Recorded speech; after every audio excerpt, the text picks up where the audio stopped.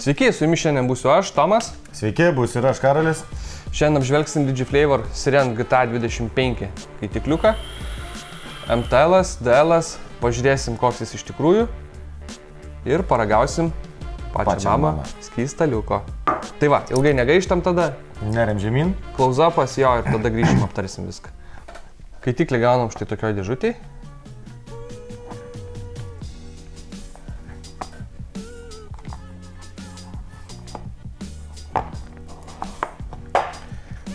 Turim patį kaitiklį viduj.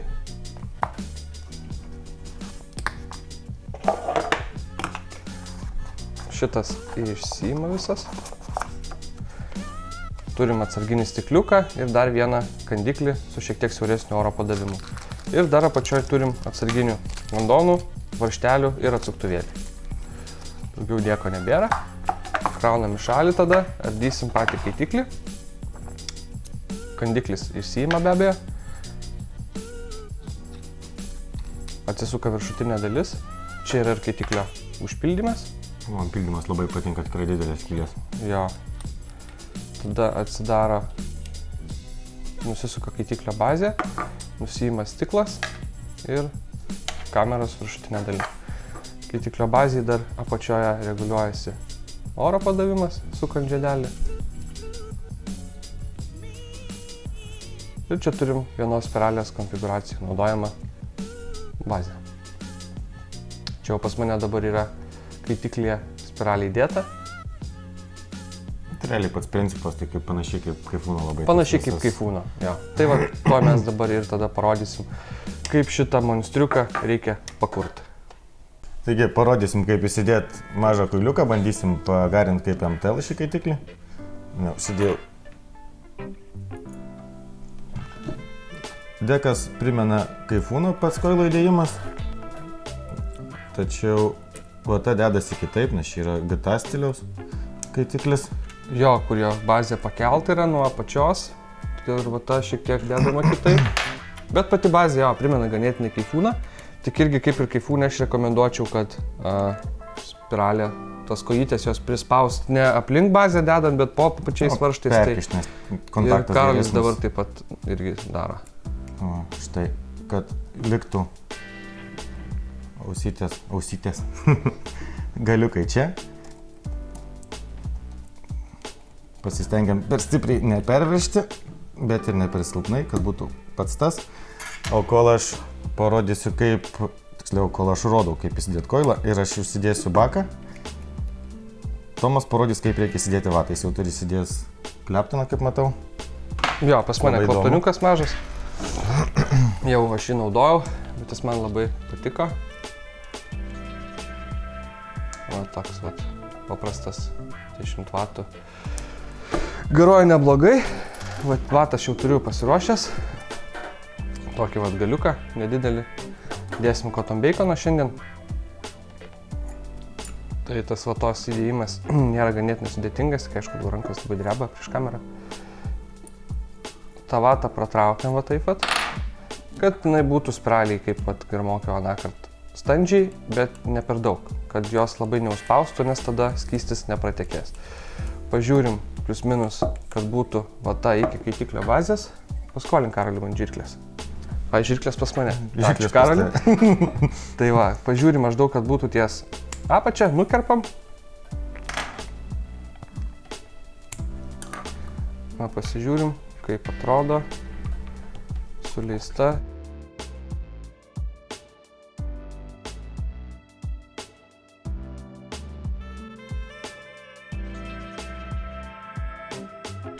Taip, šiandien mes garuosim pačią mamą skystukus. Čarlio naują liniją, tai šitus ir užvarvolinsim, o paskui šiek tiek apie juos plačiau papasakosim. Tai va, šiaip vatą aš dažniausiai sudedu sausą, sudrėkinu paskui, jau procese. Šlapiai įkišt būtų sunku. Nu, ne, kaip tik šlapia lengviau, bet va, čia, nu, niuansai. Bet va, būtent su šituo kaitikliu tai aš darau taip, kad aš pirmą šiek tiek sudrėkinu vatą, kad jinai įdėjus į tuos tarpus ir liktų užsilenkusi ir įdėta.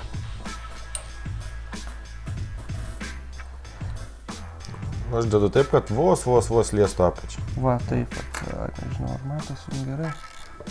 Bet va, tą vatą taip pat įdedam, kad jinai čia būtų bazė tą įdėta. Dar biškį čia galim padrėkinti čiučiuką. Dar svarbu pažiūrėti, kad į sriegius va ten neįsitekti, nes tada blogai užsisuksi. Už tai aš va tik biškį ją sudrėkinu, kad būtų galima ją sudėti ir niekur neįsiveltų, neužkiptų ir neiškristų. Labai laisvai irgi sudėti negerai yra per mažai vatos, nes paskui stipriau patraukia, galit vatą sutraukti baką. Nu, čia irgi įdomi istorija, paskui papasakosiu. Yra buvę tokiu atveju. Šiaip žinau, po to, kai papasakai, man irgi vienas toks atvejis buvo panašus, tai sakiau, kad ne, man nebuvo. Nebuvo. Tai va, nu dar aišku irgi biškį padrėkinam, čia daugiau nėra baisiai ką. Daug aš irgi padrėkinsiu šiek tiek. Sukam tada mes kaitiklio visą viršutinę dalį, kad prie modo labai nepriveršt. Galim nusimti, užveršt. Turim tada štai tokį milžinišką pildymą. Karolis, kadangi pasiskolino pipetę, su šito kaitikliu nebėda. Įmam tiesiai ir buteliuk. Na, aišku, taip labai drastiškai ne, bet taip, biški po biški visą.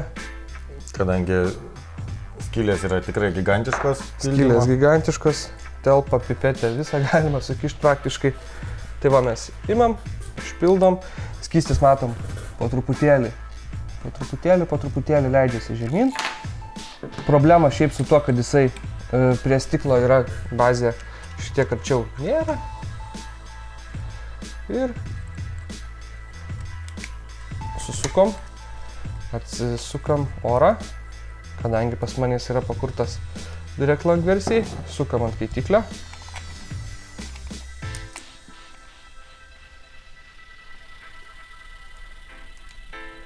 Štai, galim. Tai štai, pažiūrėjom, kaip kaitiklis visas padarytas, kaip surinkti, paruošti. Matom. Tai va, tai dabar tada, manau, trumpai aptarkim jo pliusus, minusus. Tai aš pradėčiau tada nuo minusų.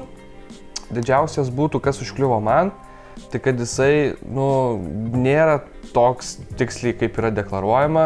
MTL iš jo padaryti yra ganėtinai sudėtinga. DL-ui jisai geras kaitikliukas, apie tai biškį vėliau, bet va, dėl to būtent MTL-o Karolis dabar yra įdėjęs adapterį. Taip, tą, kuris turėtų kaitiklį paversti. MTL adapterį, esu nustatęs mažiausiai oro ir įtraukti MTL tai yra...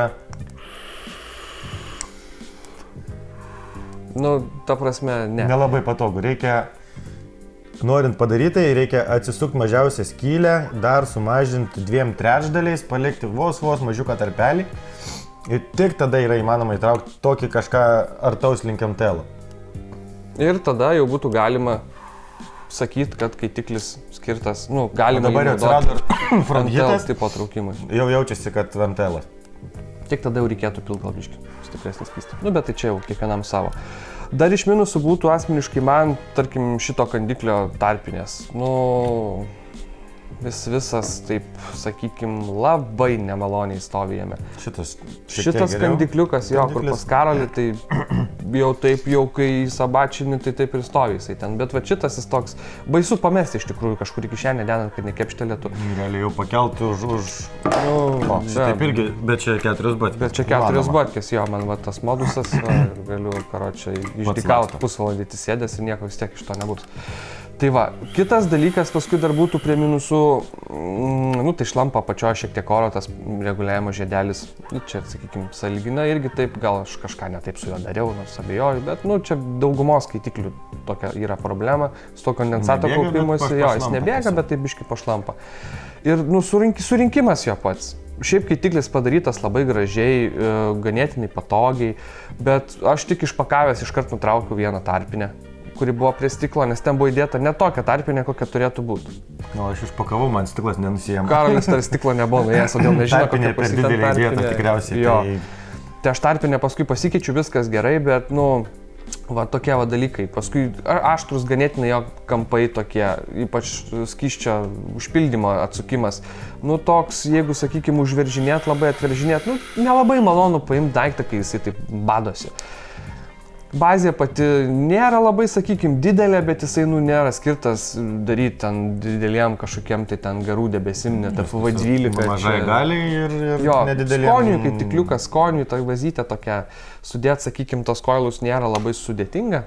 Karoliui irgi dabar pavyko net ir apžvalgos metu, aš anksčiau šiek tiek susidėjęs, ta spiralytė buvo, viskas normaliai, su tuo paruošimu tikrai normaliai, vatą sudėti irgi nėra sudėtinga, tik aš taip ir likau nesupratęs, kodėl pas jį ta kamera yra stiklinė.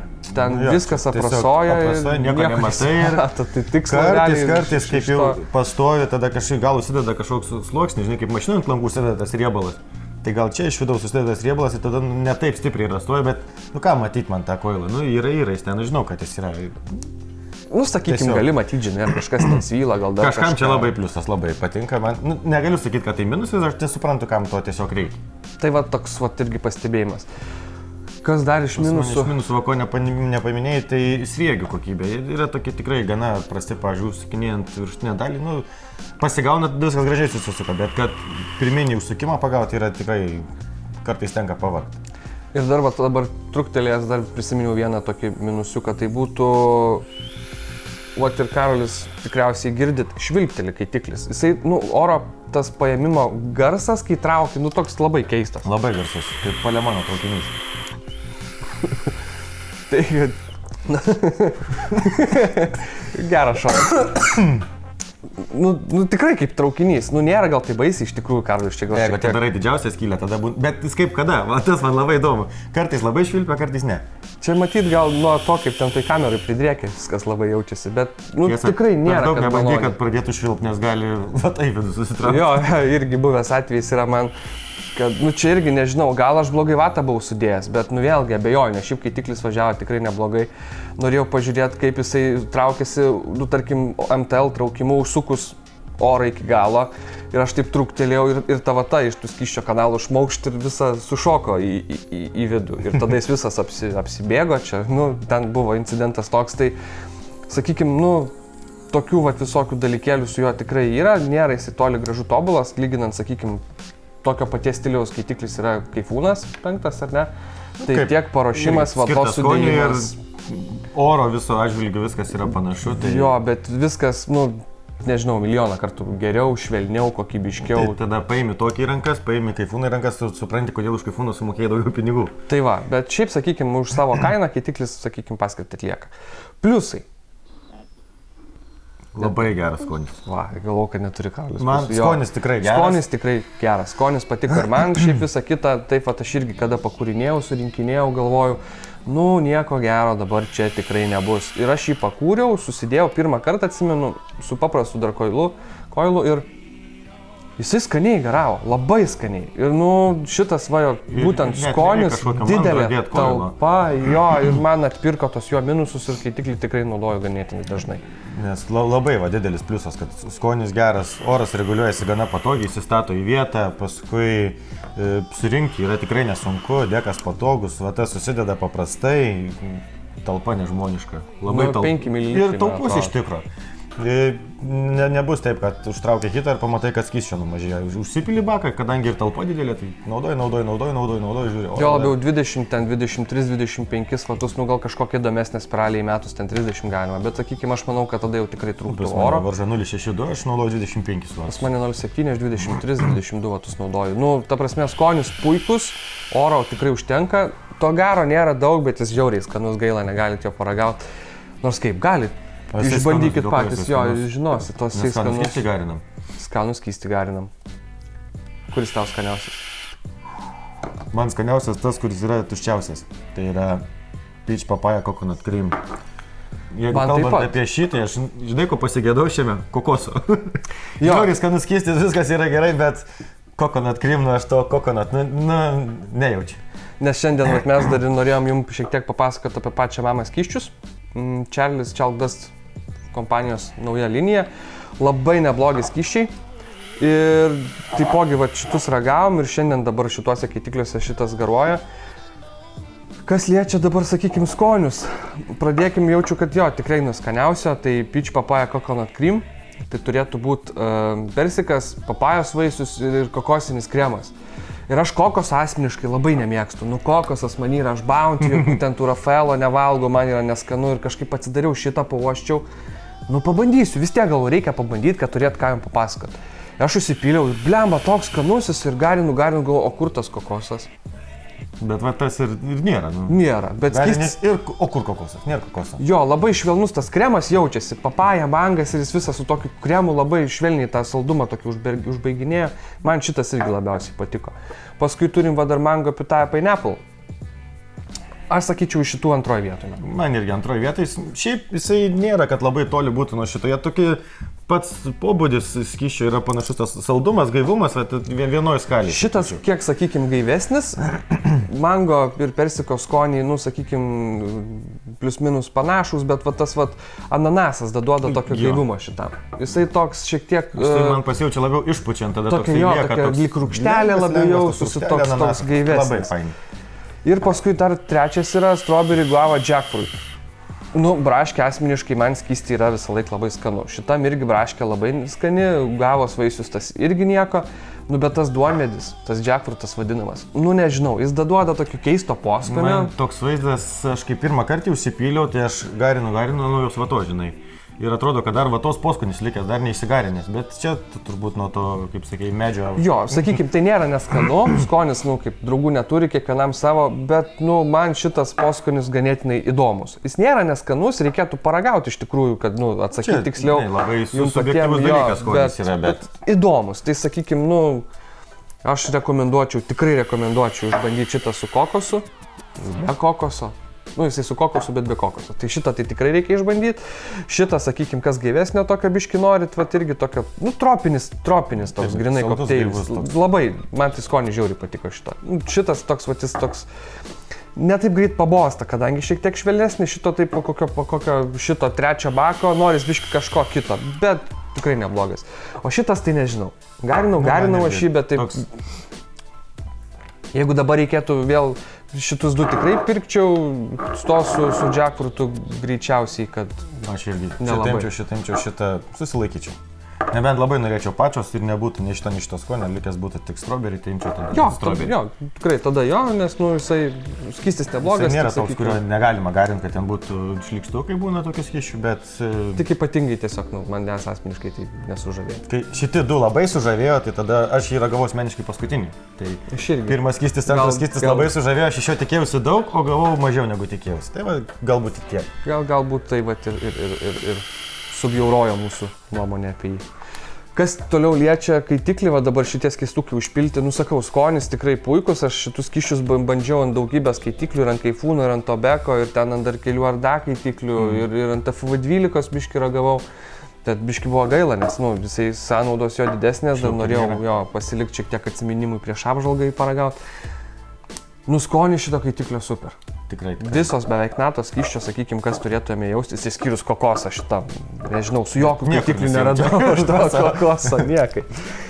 Tai va, kas dar čia iš tų plius minusų? Dar vienas minusas, kurio nepaminėjom, tai yra, kad lieka tas tarpelis. Jo. Galima matyti kiaurai. Nu, tarpai. Ant visų kaitiklių lieka šiek tiek... Man irgi šiek tiek lieka.